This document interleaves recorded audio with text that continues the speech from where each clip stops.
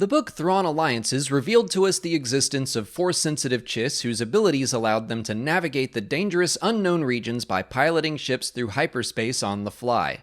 Their names roughly translate to Skywalkers in Basic. Since April and the reveal of Episode 9's title, The Rise of Skywalker, I've had people asking if the title could have a potential double meaning.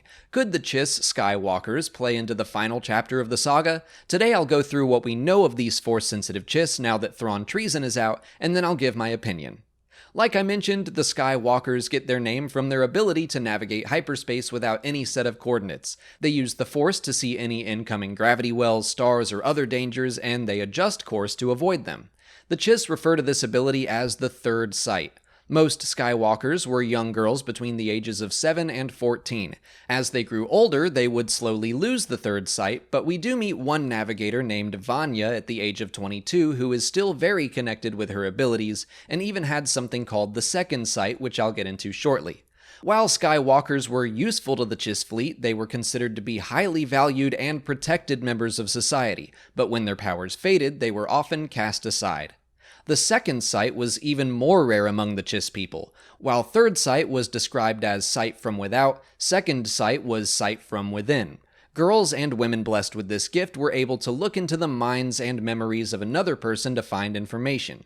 Vanya uses second sight to search through the mind of a younger navigator to find where she was once held prisoner, and she's able to remember everything to the letter. But it was dangerous to peer into the mind of another Skywalker, because if it turned out both navigators had the second sight, they could get caught in some sort of loop, becoming lost in each other's souls. So now that you know about their abilities, do I think they'll play any role in Episode 9? No, not at all. I do think Second Sight sounds very similar to Kylo Ren's abilities in mind probing, but it's much more peaceful. I think that's as close as we'll get to seeing any sort of Chiss powers in The Rise of Skywalker. I think it's very unlikely, but possible that some Chiss could appear in Episode 9. I think it's nearly impossible that the Chiss would swoop in and make a big deal about their Skywalkers as they help the Resistance or something. That's too much for the moviegoers that don't read the books or watch YouTube videos explaining them, which is, let's face it, like 95% of the audience. So no, I think the Chiss and their Skywalkers is just a fun Star Warsy thing. A play on words by Timothy Zahn and nothing more.